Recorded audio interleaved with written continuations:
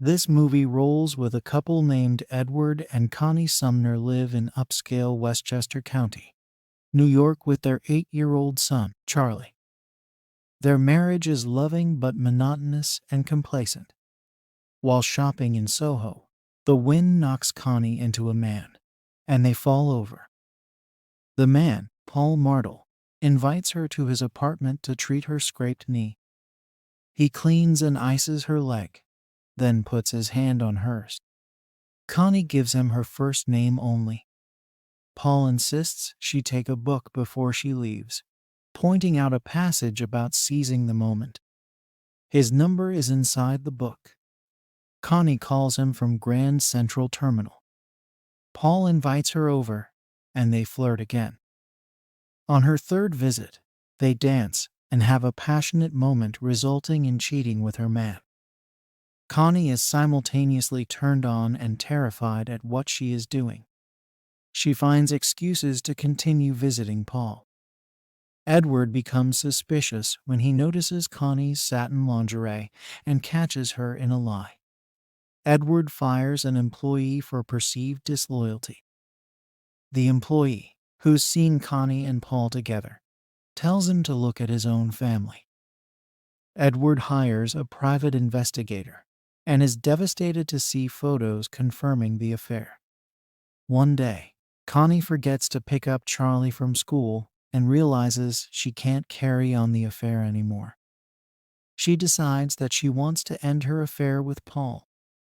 After doing a grocery shopping errand, she drives over to Paul's home to tell him the news, but spots him with another woman. She jealously confronts him, and they later have an heated argument. She questions him about the number of women he is seeing. An arrogant Paul contradicts his actions and claims the other is only a friend and nothing else. However, Connie quickly sees through his lies and calls him out on it. As Paul proceeds to exit the elevator, Connie calls him a liar, tells him that she hates him, and makes it clear their affair is over. Paul then arrogantly provokes Connie, and she angrily pushes him out of her way and starts walking away. However, before she can reach the stairs, Paul manages to catch up with her. He then pushes her against the wall and starts to invoke her. Connie is resistant to this and begins to fight him off. However, Paul is consistent and Connie becomes weak to his advances. Upon realizing that she is still attracted to Paul, Connie forgives him. She then allows him to succeed in penetrating her one last time, to which he does. She then lets her guard down and has quick, but erotic and passionate make-up moment with him in the hallway. Connie leaves, narrowly missing Edward. Paul lets Edward in, and Edward is stunned to find a snow globe he had given Connie. He fractures Paul's skull with it, killing him. While cleaning up the evidence, he overhears Connie's voice message ending the affair. Edward erases it and puts Paul's body in the trunk of his car before dumping it in a landfill. NYPD, also known as New York Police Department detectives, find Connie's number at Paul's and visit the Sumners. His estranged wife has reported him missing. Connie is surprised he had a wife and claims she barely knows him. The cops later return when Paul's body is found. They and Edward notice Connie's reaction to the news. At the dry cleaner, Connie finds the photos of her and Paul in Edward's clothes. She is distraught. At a party that night, she finds the snow globe back in their collection and realizes he may have had something to do with Paul's disappearance.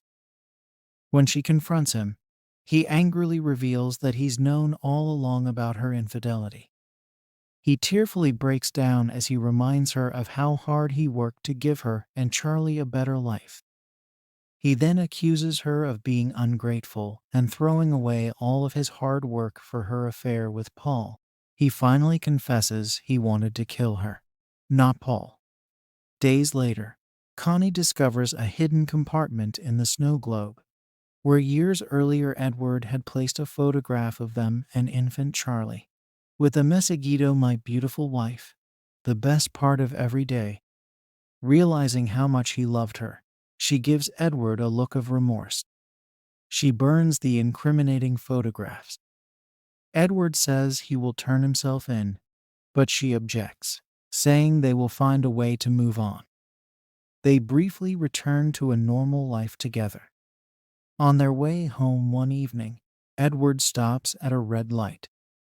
Connie falls into an escape fantasy that they could leave the country and assume new identities, and Edward agrees it sounds perfect. Consoling her as she cries, it is revealed that Edward has stopped the car next to a police station,